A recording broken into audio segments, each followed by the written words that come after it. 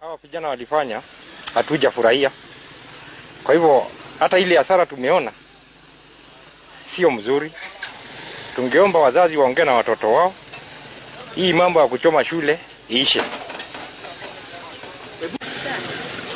Nimeangalia nikaona dormitories imechomeka mpaka chini. Hasara ile imekuwa ni hasara kubwa sana. Hata sijui kama sisi wazazi tunaweza lipia hiyo ni hasara. Yeah, I've been inside the school and I've found that several dormitories have been burnt down. Actually 3. They have been burnt down completely.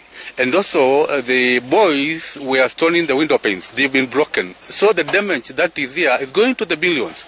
And you see, these now expenses will go back to the parents. So we are saying that our boys, please be disciplined and know that you are overloading your parents if you become indisciplined.